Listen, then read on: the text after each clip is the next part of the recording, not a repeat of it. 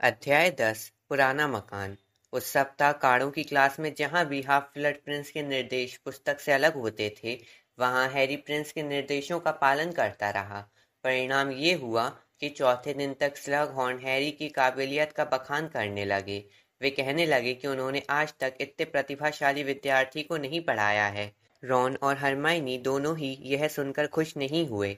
हालांकि हैरी ने उन दोनों के सामने ये प्रस्ताव रखा था कि वे भी उसकी पुस्तक में से देख लें, लेकिन रॉन को लिखाई समझने में बहुत मुश्किल आ रही थी। वह हैरी से इसे जोर से पढ़ने को भी नहीं कह सकता था, वरना स्लगहॉर्न को शक हो जाता। उधर हरमाइनी संकल्प के साथ आधिकारिक निर्देशों का पालन कर रही थी, और जब उनके कारण उसे हैरी से कमजोर परिणाम मिल रहे थे, तो वह ज्यादा चिड़चिड़ी होती जा रही थी। हैरी ने अजीब तरीके से सोचा कि हाफ ब्लड प्रिंस कौन हो सकता है। उन्हें इतना सारा होमवर्क दिया जा रहा था कि वह पूरी उच्च स्तरीय काढ़ा निर्माण की पुस्तक नहीं पढ़ सकता था। फिर भी उसने इसे उलट पलट कर ये देख लिया था कि प्रिंस ने इसमें हर पेज पर अतिरिक्त नोट्स लिखे थे। ये अलग बात थी कि कई निर्देश काढ़े बनाने से संबंधित नहीं थे। यहाँ वहाँ लिखे कुछ निर्देश मंत्रों की तरह लग रहे थे, जिन्हें प्रिंस ने खुद इजाद किया था। शनिवार की शाम को जब हैरी रॉन को गरुड़द्वार के हॉल में ये निर्देश दिखा रहा था, तो हरमाइनी चिढ़कर बोली, ये प्रिंस लड़की भी तो हो सकती है। मुझे लगता है कि उसकी लिखाई लड़के की बजाय लड़की की जैसी दिखती है। हैरी ने कहा, हाफ ब्लड प्रिंस लिखा है, कोई लड़की प्रिंस कैसे हो सकती है? लगता था हरमाइनी के पास इस बात का कोई जवाब नहीं था। उसने बस त्योरियां चढ़ाई और अपने निबंध भौतिकीकरण के सिद्धांत को रॉन से दूर खींच लिया, जो इसे उल्टा करके पढ़ने की कोशिश कर रहा था। हैरी ने अपनी घड़ी देखी और जल्दी से उच्च स्तरीय काढ़ा निर्माण पुस्तक अपने बैग में डाल ली। 8 बजने में 5 मिनट हैं। अब मुझे चलना चाहिए, वरना डंबलडोर के पास पहुंचने में देर हो जाएगी। ओह, हरमाइनी ने तत्काल ऊपर देखते हुए कहा, गुड लक, हम लोग इंतजार करेंगे। हमें जानना चाहते हैं कि वे तुम्हें क्या सिखाते हैं। रॉन ने कहा, उम्मीद है सब ठीक रहेगा। फिर वे दोनों तस्वीर के छेद में से हैरी को बाहर जाते हुए देखते रहे। हैरी वीरान गलियारों में से गुजरा। हालांकि जब एक मोड़ पर प्रोफेसर ट्रेलोनी सामने आ गई, तो वह जल्दी से एक मूर्ति के पीछे छिप गया। प्रोफेसर ट्रेलोनी चलते समय ताश के गंदे पत्तों की गड्डी में से पत्ते निकाल रही थी और बुदबुदा रही थी। हुक्म की दुक्की, संघर्ष, उन्होंने बुदबुदा कर कहा, जब वे दुबके हुए हैरी के पास से गुजरी। हुक्म का सत्ता, अपशकुन, हुक्म का दहला, हिंसा, हुक्म का गुलाम, एक सांवला युवक, शायद थोड़ा परेशान, जो सवाल पूछने वाले को नापसंद करता है। वह उस मूर्ति के पास रुक गई, जिसके दूसरी ओर हैरी छिपा था। उन्होंने चिढ़कर कहा, ये सही नहीं हो सकता। फिर हैरी को उनके दोबारा चलने की आवाज आई। हालांकि वे अपने पीछे कुकिंग शेरी की बदबू छोड़ गई थी। हैरी ने तब तक इंतजार किया, जब तक उसे ये यकीन नहीं हो गया कि वे चली गई हैं। फिर वह जल्दी जल्दी चलकर 7वीं मंजिल के गलियारे में उस जगह पर पहुंच गया, जहां एक गॉरगोयल दीवार से टिका खड़ा था। एसिड पॉप्स, हैरी ने कहा। गॉरगोयल उछलकर एक तरफ हो गया। उसके पीछे की दीवार एक ओर सरक गई और घुमावदार पत्थर की स्वचालित सीढ़ियां प्रकट हो गईं, जिस पर हैरी खड़ा हो गया। सीढ़ी ने हैरी को डंबलडोर के ऑफिस के दरवाजे तक पहुंचा दिया, जिस पर पीतल की कुंडी लगी थी। हैरी ने दरवाजा खटखटाया। डंबलडोर की आवाज आई, अंदर आ जाओ। गुड इवनिंग सर, हैरी ने कहा और हेडमास्टर के ऑफिस में चला गया। ओह, गुड इवनिंग हैरी, बैठ जाओ, डंबलडोर ने मुस्कुराते हुए कहा। मुझे लगता है कि स्कूल में पहला सप्ताह मजेदार रहा होगा। हाँ सर, हैरी ने कहा। तुम्हारी व्यस्तता इसी बात से पता चलती है कि तुम्हें अब तक एक सजा भी मिल चुकी है। और हैरी ने अजीब तरीके से कहा, लेकिन डंबलडोर ज्यादा सख्त नहीं दिख रहे थे। मैंने प्रोफेसर स्नेप से कह दिया है कि तुम आज के बदले अगले शनिवार को उनकी सजा काट लोगे। ठीक है, हैरी ने कहा, जिसके दिमाग में स्नेप की सजा से भी ज्यादा जरूरी मामले थे। उसने चोरी से चारों तरफ देखा, ताकि अंदाजा लगा सके कि डंबलडोर उस शाम को उसके साथ क्या करने की योजना बना रहे हैं। गोलाकार ऑफिस हमेशा जैसा ही दिख रहा था। चांदी के नाजुक यंत्र जर्जर पायों वाली टेबलों पर खड़े खड़े धुआं उड़ा रहे थे और घर घर की आवाज कर रहे थे।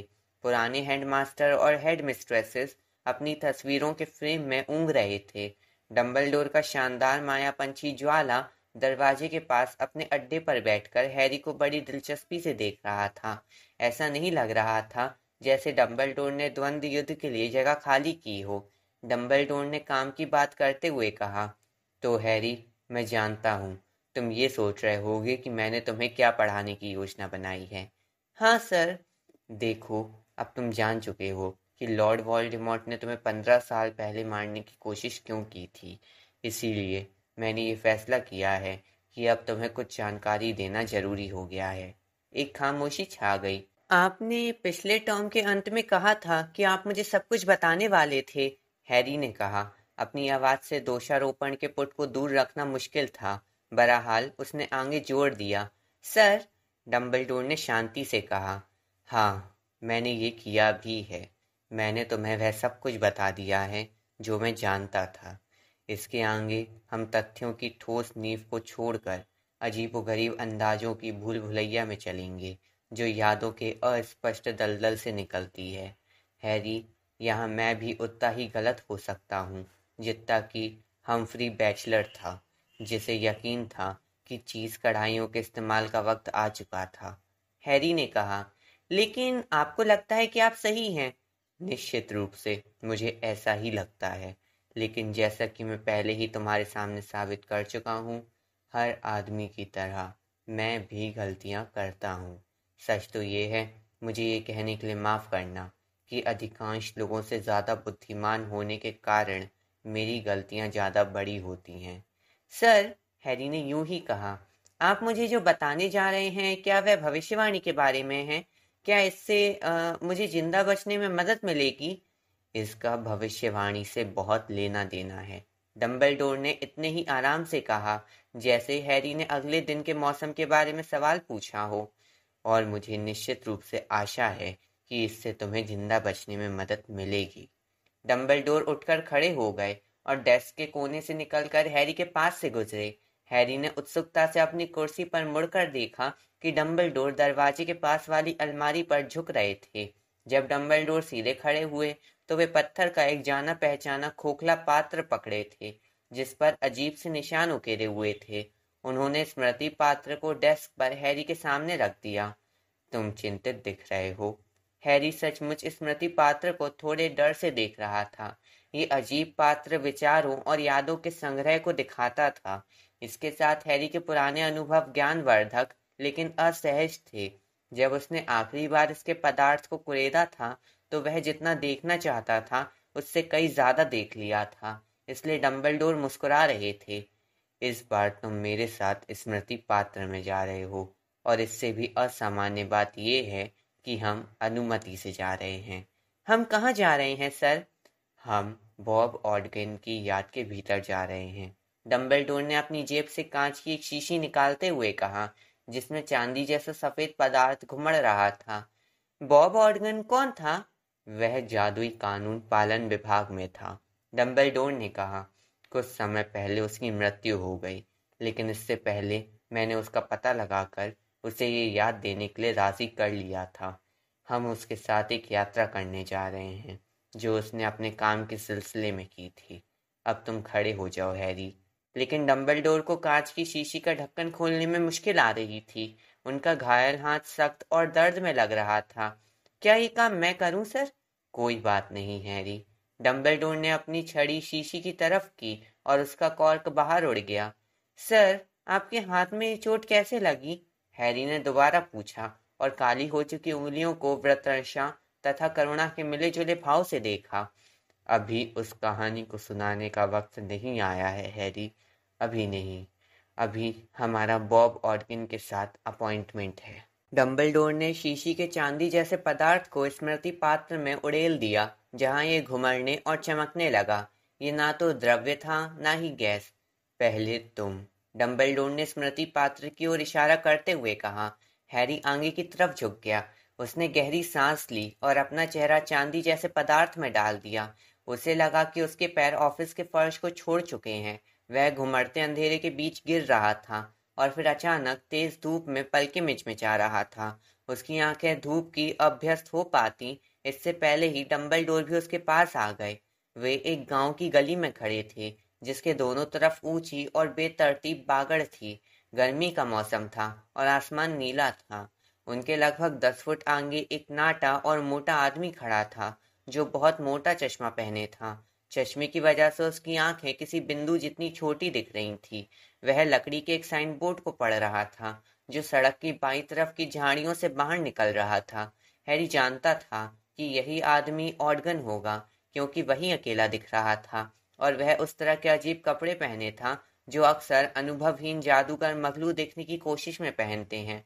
उसने एक धारीदार वन पीस स्विमिंग कॉस्ट्यूम पहन रखा था और उसके ऊपर एक फ्रॉक कोट और स्पेक्स पहन रखे थे। इससे पहले कि हैरी उसके अजीबोगरीब हुलिये को ठीक से देख पाता, ऑडगिन तेजी से सड़क पर आगे चलने लगा। डंबलडोर और हैरी भी उसके पीछे पीछे चलने लगे। जब वे लकड़ी के साइन बोर्ड के पास पहुंचे तो हैरी ने देखा कि उनमें दो दिशाएं बताई गई हैं। जिस दिशा से वे आए थे उसकी तरफ इशारा कर रहे निशान पर लिखा था ग्रेट हैंगलिंगटन 5 मील। जिस दिशा में ऑडगन गया था उस दिशा में इशारा कर रहे निशान पर लिखा था लिटिल हैंगलिंगटन 1 मील। कुछ दूर तक चलने पर उन्हें बागड़, नीले आसमान और लहराते फ्रॉक कोट वाली आकृति के अलावा कुछ नजर नहीं आया। फिर गली बाईं तरफ घूम गई और एक पहाड़ी की ढलान पर उतरने लगी, जिससे उन्हें अचानक अपने सामने पूरी घाटी का अप्रत्याशित नजारा दिखने लगा। हैरी को एक गांव दिखा, जो निश्चित रूप से लिटिल हैंगल्टन ही होगा। ये गांव दो ऊंची पहाड़ियों के बीच बना था। इसका चर्च और कब्रिस्तान साफ दिख रहा था। घाटी के पार दूसरी तरफ की पहाड़ी पर एक आकर्षक मकान बना था, जिसके चारों तरफ मखमली हरियाली थी। तीखी ढलान के कारण ऑडकिन थोड़ी तेजी से उतरने लगा था। डंबलडोर ने भी अपने कदम तेज कर दिए और उनके साथ चलने के लिए हैरी भागने लगा। उसने सोचा कि शायद उन्हें लिटिल हैंगल्टन तक जाना होगा। जब वे स्लगहॉर्न से मिलने गए थे, उसी रात की तरह उसने आज भी सोचा, वे इतनी दूर से वहां क्यों जा रहे हैं। जल्दी ही उसे पता चल गया कि उसने गलत अनुमान लगा लिया था कि वे लिटिल हैंगल्टन तक जा रहे हैं। गली दाहिनी तरफ घूमी और जब वे मोड़ पर मुड़े तो उन्होंने देखा कि ऑडगिन के फ्रॉक कोट का कोना बागड़ के एक बड़े छेद में से गायब हो रहा है। डंबलडोर और हैरी उसके पीछे एक संकरी कच्ची पगडंडी पर चलने लगे, जिसके दोनों तरफ ज्यादा ऊंची और जंगली बागड़ लगी थी। घुमावदार रास्ता पत्थरों और गड्ढों से भरा था। पहले की ही तरह यहाँ पर भी ढलान थी। रास्ता नीचे के अंधेरे पेड़ों के झुरमुट की तरफ जाता लग रहा था। निश्चित रूप से रास्ता जल्दी ही झुरमुट के पास आकर खुल गया। डंबलडोर और हैरी ऑडगिन के पीछे पीछे रुक गए, क्योंकि वह ठहर गया था। उसने अपनी छड़ी निकाल ली थी। बादल विहीन आसमान के बावजूद सामने के पुराने पेड़ ठंडी छाया दे रहे थे और कुछ पल बाद ही हैरी को एक इमारत दिखी, जो पेड़ों के बीच में आधी छिपी हुई थी। उसे ये जगह घर बनाने के हिसाब से बहुत अजीब लगी, या फिर यह निर्णय अजीब लगा कि पेड़ों के इतने करीब लगाने दिया जाए जिससे सारी रोशनी छिप जाए और नीचे की घाटी का सुंदर नजारा ना दिखे। उसने सोचा कि क्या इसमें लोग रहते होंगे। इसकी दीवारें काईदार थीं और छत के इतने सारे कवेलू गिर गए थे कि कई जगहों पर लट्ठे दिखने लगे थे। इसके चारों तरफ बिच्छू बूटी उग आई थी, जिसके कोने उन छोटी खिड़कियों तक पहुंच रहे थे जो धूल की मोटी परत से ढकी हुई थी। जैसे ही वह इस नतीजे पर पहुंचा कि यहाँ कोई नहीं रह सकता, एक खिड़की धाड़ से खुली और उसमें से हल्का सा धुआं निकला, जैसे कोई खाना बना रहा हो। ऑडगिन धीरे से और हैरी को ऐसा लगा कि सावधानी से आगे चला। जैसी ही पेड़ों की गहरी छाया उस पर पड़ी, वह दोबारा ठहर कर सामने वाले दरवाजे को घूरने लगा, जिस पर किसी ने एक मरे हुए सांप को कील से ठोक दिया था। एक सरसराहट हुई और सबसे पास वाले पेड़ से एक फटेहाल आदमी कूद गया। वह ऑडगन के ठीक सामने कूदा था, जो इतनी तेजी से पीछे उछला कि अपने फ्रॉक कोट के सिरे पर खड़ा हो गया और लड़खड़ा गया। यहाँ तुम्हारा स्वागत नहीं है। उनके सामने खड़े आदमी के बाल इतने मोटे और इतने धूल भरे थे कि असली रंग का अंदाजा लगाना मुश्किल था। उसके कई दांत गायब थे। उसकी आंखें छोटी और काली थी तथा वे विपरीत दिशाओं में घूम रही थी। बहरहाल वह हास्यास्पद नहीं, डरावना दिख रहा था। हैरी ऑडगिन को दोष नहीं दे सकता था कि बोलने से पहले वह कई कदम पीछे हट गया। अरे गुड मॉर्निंग, मैं जादू मंत्रालय से आया हूँ। यहाँ तुम्हारा स्वागत नहीं है, ऑडगिन ने घबरा कर कहा। और मुझे अफसोस है, मैं आपकी बात का मतलब नहीं समझ पाया। हैरी को ऑडगिन बहुत मंद बुद्धि लगा। हैरी की राय में अजनबी अपनी बात बहुत स्पष्टता से कह रहा था, खास तौर पर जब वह अपने एक हाथ में छड़ी लहरा रहा था और दूसरे हाथ में छोटा तथा खून से लथपथ चाकू घुमा रहा था। डंबलडोर ने धीरे से कहा, मुझे यकीन है कि तुम उसकी बात का मतलब समझ गए होगे, हैरी। हैरी ने थोड़ी हैरानी से कहा, हाँ, ऑडगिन क्यों नहीं समझ। लेकिन जैसे ही उसकी आंखें दरवाजे पर लटके हुए मरे सांप पर पड़ी, वह अचानक समझ गया। वह सर्प भाषा बोल रहा है। बहुत बढ़िया, डंबलडोर ने सिर हिलाते हुए और मुस्कुराते हुए कहा। फटेहाल आदमी अब एक हाथ में छड़ी और दूसरे हाथ में चाकू लेकर ऑडगिन की तरफ बढ़ रहा था।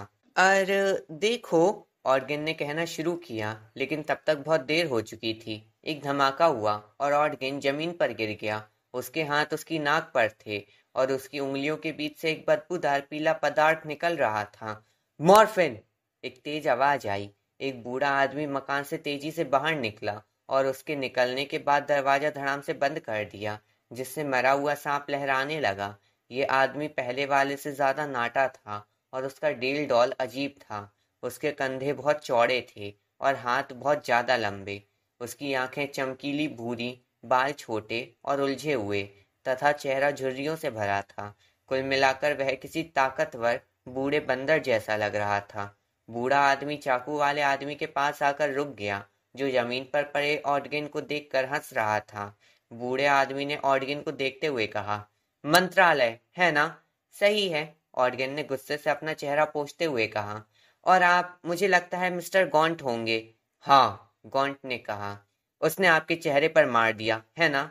हाँ, ऑडगिन ने तेजी से कहा। आपको यहाँ आने की सूचना पहले दे देनी चाहिए थी, है ना? गॉन्ट ने आक्रामक अंदाज में कहा। यह निजी जायदाद है। अगर यहाँ पर कोई भी जबरन घुस आता है तो मेरे बेटे को खुद को बचाने का पूरा अधिकार है। वह खुद को किससे बचा रहा था? ऑडगिन ने दोबारा खड़े होते हुए कहा। घुसपैठियों से, आवारा लोगों से, मगलुओं और गंदगी से। ऑडगिन ने अपनी छड़ी अपनी नाक की तरफ की, जिसमें से अब भी पीले पस जैसी चीज निकल रही थी। उसका प्रभाव तत्काल रुक गया। मिस्टर गॉन्ट ने अपने मुंह के कोने से मॉर्फिन से कहा, घर के अंदर जाओ, बहस मत करो। इस बार हैरी सर्वभाषा के लिए तैयार था और हालांकि वह कहे गए शब्द समझ सकता था, लेकिन वह जानता था कि ऑडगिन को सिर्फ हिस्से की आवाज सुनाई दी होगी। ऐसा लग रहा था कि मॉर्फिन ये बात नहीं मानना चाहता था, लेकिन जब उसके पिता ने उसे खतरनाक अंदाज में घूरा तो उसने अपना इरादा बदल दिया। वह अजीब चाल चलकर आराम से उस मकान तक गया और अंदर जाने के बाद दरवाजा धड़ाम से बंद कर दिया, जिससे सांप एक बार फिर झूलने लगा। मिस्टर गॉन्ट, मैं यहाँ आपके बेटे से मिलने आया हूँ, ऑडगिन ने कहा, जब उसने अपने कोट के सामने लगे पस के आखिरी अवशेष को देखा। वह मॉर्फिन था, है ना? हाँ, वह मॉर्फिन था, बूढ़े आदमी ने उदासीनता से कहा। फिर उसने अचानक आक्रामक अंदाज में पूछा, क्या तुम्हारा खानदान शुद्ध खून वाला है? ऑडगिन ने ठंडेपन से कहा, उससे कोई फर्क नहीं पड़ता है। ऑडगिन के प्रति हैरी का सम्मान बढ़ने लगा। ये स्पष्ट था कि इस बारे में गॉन्ट की भावनाएं अलग थीं। उसने ऑडगिन के चेहरे को घूरा और निश्चित रूप से आहत करने वाले अंदाज में बुदबुदाया, अब मैं समझा, मैंने तुम्हारे जैसे थोबड़े गांव में देखे हैं। ऑडगिन ने कहा, अगर आपने अपने बेटे को गांव वालों पर छोड़ दिया है तो आपने जरूर देखे होंगे। शायद हमें अंदर चलकर बातचीत करनी चाहिए। अंदर? हाँ मिस्टर गॉन्ट, मैं आपको पहले ही बता चुका हूँ, मैं यहाँ मॉर्फिन के बारे में बात करने आया हूँ। हमने एक उल्लू भेजा था। गॉन्ट बोला, उल्लुओं का मेरे यहाँ कोई काम नहीं है, मैं चिट्ठियां खोलता ही नहीं हूँ। तब तो फिर आप ये शिकायत नहीं कर सकते कि आपको मेरे आने की जानकारी नहीं मिली, ऑडगिन ने खींचते हुए कहा। मैं यहाँ पर जादुई कानून की एक गंभीर अवहेलना के कारण आया हूँ, जो आज सुबह मुंह अंधेरे में हुई है। ठीक है, गॉन्ट गरजा, तो फिर उस नरक में चलो और इससे तुम्हारा बेड़ा गर्क हो। घर में 3 छोटे कमरे दिख रहे थे। 2 दरवाजे मुख्य कमरे से जाते थे। मुख्य कमरा किचन और लिविंग रूम का मिला जुला रूप था। मॉर्फिन धुआं निकालती आग के पास एक गंदी कुर्सी पर बैठा हुआ था और एक जिंदा सांप को अपनी मोटी उंगलियों के बीच मड़ोड़ते हुए सर्प भाषा में उससे धीरे धीरे कह रहा था, प्यारे प्यारे छोटे सांप, फर्श पर फिसलो। मॉर्फिन के साथ अच्छे से रहना, वरना वह तुम्हें दरवाजे पर कील से टांग देगा। खुली खिड़की के पास कोने में खड़खड़ की आवाज आई, जिससे हैरी को एहसास हुआ कि कमरे में कोई और भी था। ये एक लड़की थी, जिसकी छनी हुई भूरी पोशाक उसके पीछे वाली गंदी दीवार के ही रंग की थी। वह एक गंदे काले स्टोव पर धुआं उड़ाते बर्तन के पास खड़ी थी और इसके ऊपर के गंदे दिख रहे बर्तनों तथा तश्तरियों के शेल्फ में इधर-उधर हाथ डाल रही थी। उसके बाल रूखे और बेजान थे। उसका चेहरा सामान्य, पीला और थोड़ा भारी था। उसकी आंखें उसके भाई की तरह ही विपरीत दिशाओं में देख रही थी। वह दोनों पुरुषों से थोड़ी ज्यादा साफ दिख रही थी, लेकिन हैरी ने सोचा कि उसने इतना पराजित इंसान पहले कभी नहीं देखा था। मेरी बेटी मैरोपी है, गॉन्ट ने थोड़े संकुचाते हुए कहा, जब ऑडियन ने उसकी तरफ सवालिया निगाह डाली। गुड मॉर्निंग, ऑडियन ने कहा। मैरोपी ने कोई जवाब नहीं दिया, बल्कि अपने पिता पर एक डरी हुई दृष्टि डालकर कमरे की तरफ पीठ घुमा ली और शेल्फ पर बर्तन जमाती रही। अच्छा मिस्टर गॉन्ट, ऑडियन ने कहा, हम सीधे मुद्दे पर आते हैं। हमारे पास ये यकीन करने का कारण है कि आपके बेटे मॉर्फिन ने कल देर रात को एक मगलू के सामने जादू किया था। एक कानफोड़ू धमाका हुआ, मैरोपी के हाथ से बर्तन गिर गया था। उसे उठाओ, गॉन्ट उस पर चिल्लाया। इस तरह उठा रही हो, किसी गंदे मगलू की तरह फर्श से उठा रही हो। तुम्हारी छड़ी किस लिए है, वाहियात गंदी लड़की? मिस्टर गॉन्ट प्लीज, ऑडियन ने सदमे भरी आवाज में कहा। जब बर्तन उठाने के बाद मैरोपी का चेहरा शर्म के मारे लाल हो गया और उसके हाथ से दोबारा बर्तन छूट गया। उसने कांपते हुए जेब से छड़ी निकाली, बर्तन की तरफ इशारा किया और जल्दी से एक मंत्र बुदबुदाया, जिससे बर्तन फर्श के पार जाकर सामने वाली दीवार से टकराया और दो हिस्सों में टूट गया। मॉर्फिन पागलों की तरह खिलखिलाया। गॉन्ट चिल्लाया, इसे ठीक करो बेकार लड़की, इसे ठीक करो। मैरोपी लड़खड़ाते हुए कमरे के पार गई, लेकिन उसे अपनी छड़ी उठाने का समय मिल पाता इससे पहले ही ऑर्गन ने अपनी छड़ी उठाकर दृढ़ता से कहा, मरम्मतो। बर्तन तत्काल जुड़ गया। गॉन्ट को देखकर एक पल के लिए तो लगा जैसे वह ऑर्गन पर चिल्लाने वाला हो, लेकिन बाद में उसने अपना इरादा बदल लिया। इसके बजाय वह अपनी बेटी पर व्यंग करते हुए बोला, तुम्हारी किस्मत अच्छी थी कि मंत्रालय का ये भला आदमी यहाँ पर मौजूद था, है ना? शायद वह तुम्हें मुझसे दूर ले जाए, शायद उसे घटिया नकारा लोगों से कोई दिक्कत ना होती हो।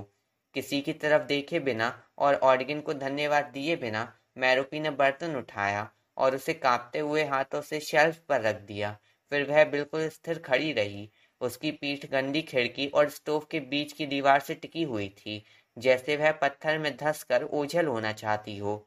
मिस्टर गॉन्ट, ऑडिगन ने दोबारा शुरू किया, जैसा मैंने कहा है, मेरे आने का कारण, मैंने पहली बार में ही तुम्हारी बात सुन ली थी, गॉन्ट ने तेजी से कहा। तो उससे क्या? मॉर्फिन ने उस मगलू को मजा चखा दिया, उससे क्या?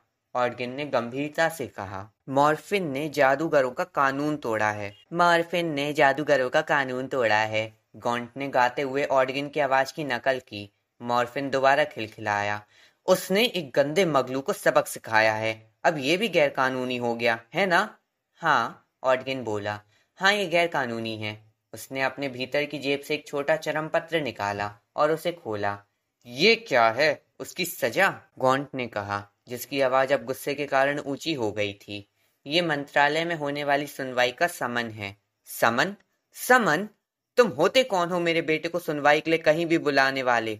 मैं जादुई कानून पालन दस्ते का प्रमुख हूँ, ऑर्गिन ने कहा। और तुमने हमें गंदी नाली का कीड़ा समझा है? गॉन्ट चिल्लाया और अपने सीने की तरफ एक गंदे पीले नाखून वाली उंगली से इशारा करते हुए ऑडियन की तरफ बढ़ा।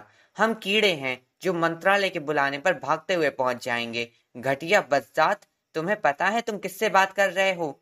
मुझे लगता है मैं मिस्टर गॉन्ट से बात कर रहा हूँ, ऑडियन ने सावधानी से कहा, लेकिन वह अब भी अपनी बात पर डटा रहा। ये सही है, गॉन्ट गरजा। एक पल के लिए तो हैरी को लगा कि गॉन्ट हाथ से कोई भद्दी मुद्रा बना रहा है, लेकिन फिर उसे एहसास हुआ कि वह ऑर्गन को काले पत्थर वाली भद्दी अंगूठी दिखा रहा था, जो उसने अपनी बीच वाली उंगली में पहन रखी थी। वह इसे ऑर्गन की आंखों के सामने लहरा रहा था। इसे देख रहे हो? इसे देख रहे हो? जानते हो ये क्या है? जानते हो ये कहां से आई है? सदियों से हमारे परिवार में है। हमारा खानदान सदियों पुराना है और शुद्ध खून वाला है। पता है इसके लिए मुझे कितनी रकम देने का प्रस्ताव रखा गया था? साथ ही पत्थर पर मड़ा पैरवेल कोट ऑफ आर्म्स भी। मुझे पता नहीं है, ऑडगिन ने पलकें झपकाते हुए कहा, जब अंगूठी उसकी नाक के 1 इंच पास से निकल गई। और ये बात मुद्दे से हटकर है मिस्टर गॉन्ट, आपके बेटे ने। गुस्से भरी चीख के साथ गॉन्ट अपनी बेटी की तरफ भागा। एक पल के लिए तो हैरी ने सोचा कि वह उसका गला दबाने वाला है, क्योंकि उसका हाथ उसके गले की तरफ बढ़ रहा था। अगले पल वह गर्दन की सोने की चेन से खींचकर उसे ऑडगिन की तरफ ला रहा था। इसे देख रहे हो? उसने ऑडगिन से गरजते हुए पूछा और उसकी तरफ सोने का एक भारी लॉकेट हिलाया, जबकि मैरोपी गला दबने के कारण सांस लेने के लिए छटपटा रही थी। मैं देख रहा हूँ, मैं देख रहा हूँ, ऑडगिन ने जल्दी से कहा। नाग शक्ति का है, गॉन्ट चिल्लाया। नागेश नाग शक्ति का। हम उनके आखिरी जीवित वारिस हैं। तुम्हें इस बारे में क्या कहना है? बोलो। मिस्टर गॉन्ट, आपकी बेटी, ऑडगिन ने दहशत में कहा, लेकिन तब तक गॉन्ट मैरोपी को छोड़ चुका था। वह लड़खड़ाती हुई दूर चली गई। उसने कमरे के कोने की तरफ पीट करके अपनी गर्दन सहलाई और तेजी से सांस खींची। तो, गॉन्ट ने विजयी अंदाज में कहा, जैसे उसने अभी अभी एक जटिल बात को साबित कर दिया हो और अब इस पर कोई विवाद नहीं हो सकता। हमसे इस तरह बात मत करो जैसे हम तुम्हारे जूते की धूल हों। शुद्ध खून की कई पीढ़ियां, सभी जादूगर। मुझे यकीन है तुम अपने बारे में ऐसा नहीं कह सकते। फिर उसने ऑडकिन के पास फर्श पर थूक दिया। मॉर्फिन एक बार फिर खिलखिलाया। मैरोपी खिड़की के पास दुबकी हुई थी। उसका सिर झुका हुआ था और उसका चेहरा उसके रूखे बालों में छिपा हुआ था। वह कुछ नहीं बोली। मिस्टर गॉन्ट, ऑडगिन ने संकल्प के साथ कहा, मुझे लगता है कि इस मामले में आपके या मेरे पूर्वजों का कोई लेना देना नहीं है। मैं यहाँ पर मॉर्फिन के कारण आया हूँ। मॉर्फिन और उस मगलू के कारण, जिसे मॉर्फिन ने कल रात को परेशान किया था। हमारी जानकारी के अनुसार, उसने चरमपत्र की तरफ देखते हुए कहा, मॉर्फिन ने उस मगलू पर मंत्र मारा था, जिससे उसे बेहद दर्दनाक फोड़े हो गए थे। मॉर्फिन ने किलकारी भरी। चुप रहो लड़के, कॉन्ट ने सर्व भाषा में गुर्राते हुए कहा, और मॉर्फिन खामोश हो गया। और अगर उसने ऐसा किया भी है तो इससे क्या? गॉन्ट ने ऑडगिन से आवेश में कहा। मुझे उम्मीद है कि तुमने उस मगलू का गंदा चेहरा साफ कर दिया होगा और उसकी याददाश्त सुधार दी होगी। असली बात ये नहीं है मिस्टर गॉन्ट, ऑडगिन ने कहा। यह एक निहत्थे निर्दोष मगलू पर किया गया अनावश्यक हमला था। ओह, तुम्हें देखते ही मैं समझ गया था कि तुम मगलू प्रेमी हो, गॉन्ट ने व्यंग से कहा और फर्श पर दोबारा थूक दिया। इस तरह की बातों का इस मुद्दे से कोई लेना देना नहीं है, ऑडगिन ने दृढ़ता से कहा।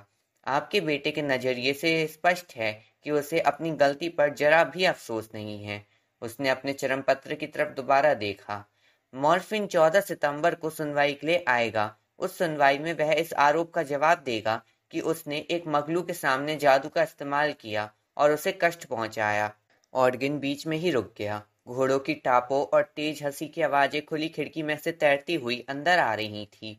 स्पष्ट रूप से गांव तक जाने वाली गली उस झुरमुट के बहुत करीब से गुजरती होगी जहां ये मकान बना था। गॉन्ट मूर्ति की तरह स्थिर हो गया और अपनी आंखें फाड़कर आवाजें सुनता रहा। मॉर्फिन ने फुफकारते हुए अपना मुंह उन आवाजों की तरफ घुमाया। उसके चेहरे पर भूखा भाव था। मैरोपी ने अपना सिर ऊपर उठाया। हैरी ने देखा कि उसका चेहरा बिल्कुल सफेद हो गया था। हे भगवान, कितना बुरा मकान है! एक लड़की की आवाज खुली खिड़की से इतनी साफ सुनाई दे रही थी जैसे वह कमरे में उनके पास ही खड़ी हो। तुम्हारे डैडी इस खंडर को गिरवाते क्यों नहीं है टॉम? ये हमारा नहीं है, एक युवक की आवाज आई। घाटी के दूसरी तरफ की हर चीज हमारी है, लेकिन ये मकान बूढ़े गॉन्ट और उसकी संतानों का है। लड़का पागल है और तुम्हें वे कहानियां सुननी चाहिए जो गांव वाले उसके बारे में सुनाते हैं। लड़की हंसने लगी। टापू की आवाज अब तेज होती जा रही थी। मॉर्फिन ने अपनी कुर्सी से उठने की कोशिश की। उसके पिता ने सर्प भाषा में चेतावनी देते हुए कहा, अपनी जगह पर बैठे रहो। टॉम, लड़की की आवाज दोबारा आई और ये स्पष्ट था कि अब वे लोग मकान के बहुत करीब आ चुके थे। हो सकता है मैं गलत हूँ, लेकिन क्या किसी ने उस दरवाजे पर कील से सांप लटका रखा है? हे भगवान, तुम सही कह रही हो, आदमी की आवाज आई। यह उसके लड़के का काम होगा। मैंने तुम्हें बताया था ना, उसका दिमाग ठीक नहीं है। उधर मत देखो सिसिलिया डार्लिंग। हंसी की खनखनाहट और टापों की आवाज अब दूर होती जा रही थी। डार्लिंग, मॉर्फिन सर्प भाषा में बुदबुदाया और अपनी बहन की तरफ देखने लगा। उसने उसे डार्लिंग कहा, तो अब वह तुम्हें पसंद नहीं करेगा। मैरूपी का चेहरा अब इतना सफेद पड़ गया था कि हैरी को लगा कि वह बेहोश होने वाली थी। ये क्या है? गॉन्ट ने तीखी आवाज में सर्प भाषा में पूछा और अपनी बेटी की तरफ देखा। तुमने क्या कहा मॉर्फिन? वह उस मगलू को पसंद करती है, मॉर्फिन ने दुष्टता से अपनी बहन की तरफ घूरते हुए कहा, जो अब दहशत में लग रही थी। उसके गुजरते समय वह हमेशा बगीचे में रहती है और बागड़ में से झांक कर उसे देखती रहती है। और कल रात को मैरोफी ने विनती के अंदाज में अपना सिर झटके से हिलाया, लेकिन मॉर्फिन बेरहमी से आगे बोलता रहा। वह खिड़की से बाहर झांक रही थी और उसके घर लौटने का इंतजार कर रही थी। गॉन्ट ने धीरे से कहा, एक मगलू को देखने के लिए खिड़की से बाहर झांक रही थी। लगता था गॉन्ट परिवार के तीनों सदस्य ऑडगिन को भूल गए थे, जो फुफकारने की आवाजों से कुछ नहीं समझ पाया था और चकराने के अलावा चिढ़ भी रहा था। क्या ये सच है? गॉन्ट ने जहर बुझी आवाज में कहा और आतंकित लड़की की तरफ एक कदम बढ़ाया। मेरी बेटी नागेश नागशक्ति के शुद्ध खानदान की वारिस गंदे घटिया खून वाले मगलू की दीवानी है। मैरूपी ने अपना सिर तेजी से हिलाया और दीवार पर दबाव डाला, लेकिन कुछ बोल नहीं पाई। लेकिन मैंने उसे मजा चखा दिया डैडी, मॉर्फिन खिलखिलाते हुए बोला। जब वह करीब से गया तो मैंने उसे मजा चखा दिया। उसके चेहरे पर बहुत सारे फोड़े हो गए थे। उसके बाद वह उतना सुंदर नहीं दिख रहा था, है ना मैरूपी? गंदी, नकारा, खून की गद्दार! गॉन्ट गरजा और अपना संयम खो बैठा। उसके हाथ उसकी बेटी के गले पर कस गए। हैरी और ऑडगिन दोनों ही एक साथ चीखे, नहीं! ऑडगिन अपनी छड़ी उठाकर चिल्लाया, रेलेशियो! गॉन्ट अपनी बेटी से दूर फेंक गया। वह एक कुर्सी से टकराकर पीठ के बल गिर गया। गुस्से से गरजता हुआ मॉर्फिन अपनी कुर्सी से उछला और ऑडगिन की तरफ दौड़ पड़ा। वह खून से सना चाकू लहरा रहा था और अपनी छड़ी से हर तरफ मंत्र मारता जा रहा था। ऑडगिन जान बचाकर भागा। डंबलडोर ने इशारा किया कि उन्हें भी उसके पीछे चल देना चाहिए। हैरी ने आदेश का पालन किया। मैरोपी की चीखें उसके कानों में गूंजती रहीं। ऑडगिन सिर पर हाथ रखकर रास्ते पर तेजी से भागा और मुख्य गली पर पहुंच गया। वहां पर वह अखरोट जैसे रंग वाले एक चमकदार घोड़े से टकरा गया, जिस पर काले बालों वाला एक बहुत आकर्षक युवक बैठा था। वह और उसके पास भूरे घोड़ों की सवारी कर रही सुंदर लड़की ऑडगिन को देखकर जमकर हंसे, जो घोड़े से टकराकर दूर उछल गया और दोबारा चल पड़ा। उसका फ्रॉक कोट उड़ रहा था। वह सिर से पैर तक धूल में ढका था और गली से जान छुड़ाकर भाग रहा था।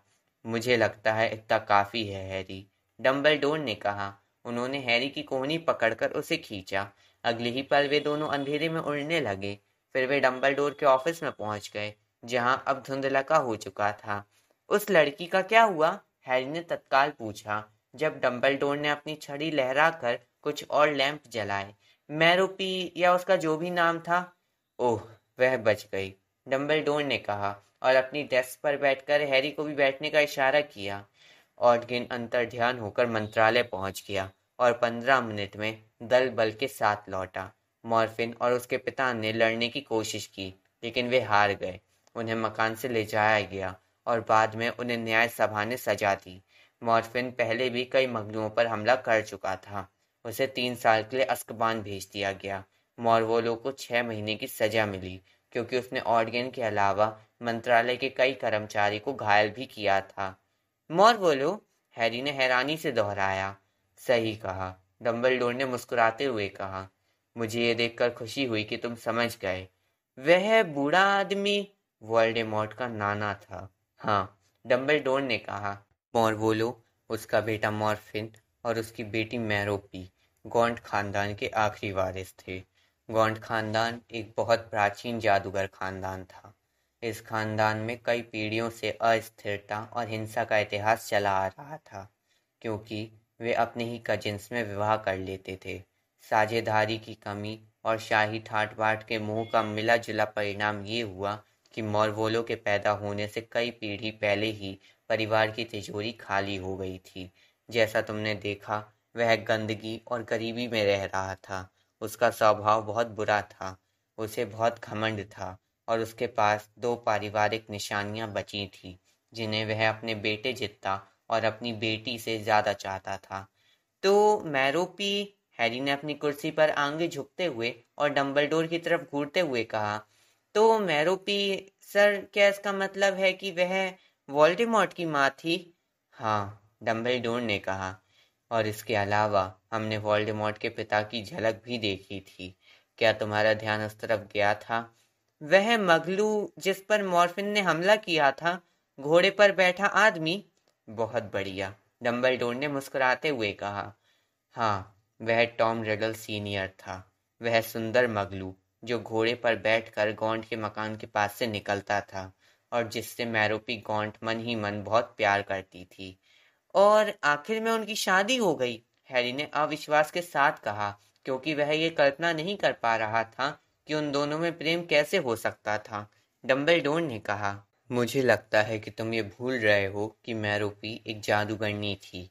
मुझे लगता है कि पिता की दहशत के कारण उसकी जादुई शक्तियां कमजोर पड़ गई होंगी। जब मॉर्वोलो और मॉर्फिन अज़्काबान पहुंच गए तो वह जिंदगी में पहली बार अकेली और स्वतंत्र हो गई। मेरे ख्याल से तब वह अपनी योग्यताओं के साथ पूरा न्याय कर पाई होगी और उसने उस हताश जिंदगी से मुक्ति पाने की योजना बनाई होगी जो वह पिछले 18 सालों से जी रही थी। क्या तुम सोच सकते हो कि मैरोपी ने कौन सा कदम उठाया होगा जिसकी वजह से टॉम रिडल अपनी मगलू प्रेमिका को भूलकर मैरोपी के प्यार में पागल हो गया हो? सम्मोहन श्राप, हैरी ने सुझाव दिया, या फिर प्रेम काढ़ा। बहुत बढ़िया। व्यक्तिगत रूप से मुझे लगता है कि उसने प्रेम काढ़े का इस्तेमाल किया होगा। मुझे यकीन है कि इसका इस्तेमाल उसे ज़्यादा रोमांटिक लगा होगा और मुझे नहीं लगता कि उसे इसके इस्तेमाल में कोई खास मुश्किल आई होगी। जब किसी गर्म दिन रिडल अकेला घोड़े पर निकल रहा होगा तो उसे एक गिलास पानी के लिए रोकना मुश्किल नहीं रहा होगा। चाहे जो हो, हमने जो दृश्य देखा था उसके कुछ महीने बाद लिटिल हैंगल्टन गांव में एक बहुत जबरदस्त स्कैंडल हो गया। तुम उस गपशप की कल्पना कर सकते हो जब जमींदार का बेटा गरीब की बेटी मैरूपी के साथ भाग गया। लेकिन गांव वालों का सदमा मॉर्वोलो के सदमे के आगे कुछ नहीं था। जब वह अज़्काबान से लौटा तो उसे उम्मीद थी कि उसकी बेटी डाइनिंग टेबल पर गर्म खाना तैयार करके उसका इंतजार कर रही होगी। इसके बजाय उसे पूरे घर में 1 इंच धूल और उसकी अलविदा की चिट्ठी मिली जिसमें उसने बता दिया था कि उसने क्या किया है। जहां तक पता चला है, उसके बाद मॉर्वोलो ने अपनी बेटी के नाम या अस्तित्व का जिक्र तक नहीं किया। हो सकता है बेटी के भाग जाने के सदमे की वजह से उसकी मौत जल्दी हुई हो, या फिर वह खाना बनाना नहीं सीख पाया होगा। अज़्काबान ने मॉर्वोलो को बहुत कमज़ोर कर दिया था और वह मॉर्फिन को लौटते देखने के लिए जिंदा नहीं रह पाया। और मैरूपी, वह वह मर गई है ना? वोल्डेमॉर्ट अनाथालय में बड़ा हुआ था, है ना? हाँ, सचमुच, डम्बलडोर ने कहा। हमें यहाँ थोड़ा अंदाजा लगाना होगा। हालांकि मुझे लगता है कि घटनाओं का अंदाजा लगाना मुश्किल नहीं होगा। देखो, भागकर शादी करने के कुछ महीने बाद टॉम रिडल लिटिल हैंगल्टन की अपनी जागीर में लौट आया, लेकिन उसकी पत्नी उसके साथ नहीं थी। आस पड़ोस में ये अफवाह फैल गई कि वह धोखा देने और फंसाने की बात कर रहा था। मुझे लगता है उसका मतलब ये था कि उस पर जादू किया गया था, जो अब उठ चुका था। हालांकि मुझे लगता है कि उसने इन शब्दों का प्रयोग करने की हिम्मत इसलिए नहीं की होगी ताकि लोग उसे पागल ना समझे। गांव वालों ने उसकी बात सुनकर सोचा कि मैरोपी ने टॉम रिडल से झूठ बोलकर ये नाटक किया था कि वह उसके बच्चे की मां बनने वाली है और इसलिए रिडल ने उससे शादी की थी। लेकिन उसे बच्चा तो हुआ था। हाँ, शादी के 1 साल बाद टॉम रिडल उसे गर्भवती छोड़कर लौट आया था। क्या गड़बड़ हो गई? हैरी ने पूछा। प्रेम काढ़े ने काम करना बंद क्यों कर दिया था? डम्बलडोर ने कहा। एक बार फिर इसका अंदाजा ही लगाया जा सकता है, लेकिन मेरा मानना है कि मैरोपी अपने पति से बेइंतहा प्यार करती थी, इसीलिए उससे ये बर्दाश्त नहीं हुआ होगा कि वह उसे जादू से अपना गुलाम बना कर रखे। मुझे लगता है उसने ये फैसला किया होगा कि वह उसे काढ़ा देना बंद कर दे। शायद खुद दीवानी होने के कारण उसे ये लगा होगा कि उसका पति भी अब तक उससे प्रेम करने लगा होगा। शायद उसने सोचा होगा कि वह होने वाले बच्चे के खातिर रुक जाएगा। अगर ऐसा था तो उसके ये दोनों ही अंदाजे गलत थे। टॉम रिडल उसे छोड़कर आ गया, दोबारा उसे देखने तक नहीं गया और उसने कभी ये पता लगाने का कष्ट तक नहीं किया कि उसके बेटे का क्या हुआ। बाहर का आसमान स्याही जितना काला हो चुका था और डंबलडोर के ऑफिस के लैंप अब पहले से ज्यादा तेजी से चमकते दिख रहे थे। हैरी, मुझे लगता है कि आज रात के लिए इतना ही काफ़ी है। डम्बलडोर ने एक दो पल बाद कहा। हाँ सर, हैरी ने कहा। वह उठकर खड़ा हो गया, लेकिन उसने चलना शुरू नहीं किया। सर, क्या वोल्डेमॉर्ट के अतीत के बारे में ये सब जानना महत्वपूर्ण है? मुझे लगता है बहुत ही महत्वपूर्ण है, डम्बलडोर ने कहा। और क्या क्या इसका भविष्यवाणी से कोई संबंध है? इसका भविष्यवाणी से पूरा संबंध है। ठीक है, हैरी ने कहा। वह थोड़ी दुविधा में था, लेकिन फिर भी उसे तसल्ली मिल गई। वह जाने के लिए मुड़ा, लेकिन तभी उसके मन में एक और सवाल आया और वह दोबारा मुड़ा। सर, आपने मुझे जितना कुछ बताया है, क्या वह मैं रॉन और हरमाइनी को बता सकता हूँ? डम्बलडोर एक पल तक उसकी तरफ देखकर सोचने के बाद बोले। हाँ, मुझे लगता है कि मिस्टर वीजली और मिस ग्रेंजर खुद को विश्वसनीय साबित कर चुके हैं।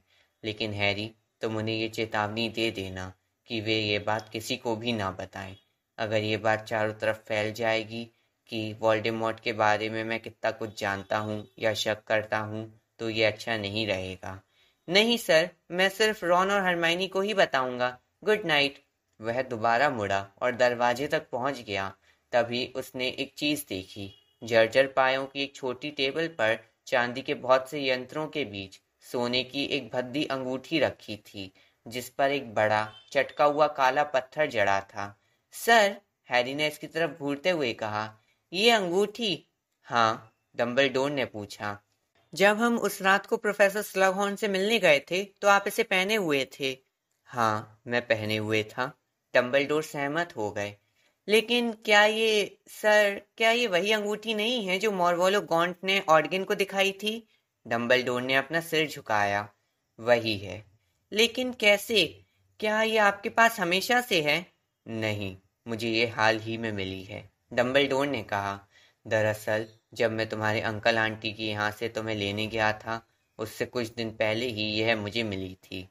यानी उस समय के आसपास जब आपके हाथ में चोट लगी थी सर?